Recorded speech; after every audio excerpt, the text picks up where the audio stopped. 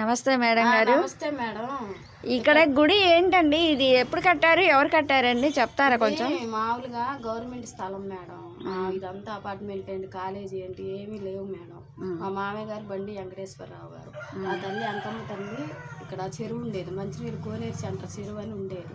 ఆ చెరువులో ఆ తల్లి దొరికింది. ఒక ఆమె పెద్ద ఆమె, ఒక ఆమె వచ్చింది.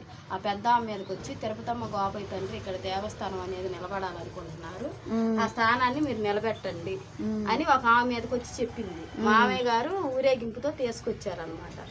ఊరేగింపుతో తీసుకొచ్చి ఇక్కడ పెట్టారు మామయ్య గారు. ఇక్కడ దేవస్థానాన్ని పెట్టి ఆయన నిర్మించారనమాట. ఇక్కడ మామూలుగా చెరువు అవన్నీ మూసేసి మా మధ్యతరగతి వాళ్ళు ఉండేవాళ్ళు, చిన్న చిన్న గుడిసెలు వేసుకొని. మామయ్య గారు గుడిసెలు వేసుకొని ఇస్తే అందరిని ఖాళీ చేసి బాంబే కాలనీ ఇచ్చారు మేడం.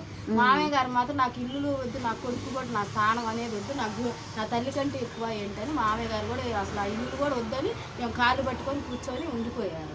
ఏమేం కావాలి, ఏ స్థానమే నాకు కావాలి, నేను ఎక్కడికి వెళ్ళను, నాకు పిల్లలు వద్దు, ఏమి వద్దని ఆమెను పట్టుకొని నిలబడి ఉన్నారు. కొన్ని సంవత్సరాల తర్వాత మామయ్య గారు కాలం చేశారు. ఇప్పుడు చనిపోయి కూడా 16 సంవత్సరాలు అవుతుంది మామయ్య గారు. నేను ఈ గత 4 సంవత్సరాల నుండి నిలబడి ఆ తల్లికి అన్నదానాలు కళ్యాణాలు అన్నీ జరిపిస్తున్నాను. నాకు తోసిన సాయం మా వారు నేను, మాకు అనేది ఏది లేదు, బలగం లేదు, రూపాయి లేదు, ఏమీ లేదు. పలానప్పుడు కాలేజీ హాస్టల్ కట్టినప్పుడు తల్లిని తీయాలని చూస్తే ఇలా జరిగింది. కలెక్టర్ గారి దగ్గరికి వెళ్ళి కూర్చొని ఆ తల్లి ఎక్కడ తీస్తావా అని అడిగినాము. అడగటంతో కలెక్టర్ గారు మామయ్య గారు ఎంతవరకు ఆపారు అంతవరకు ఆపిచ్చేసి ఆయన కాగితాలు ఇచ్చేసి మాకు చేతికి అందించేసి వెళ్ళిపోయారు.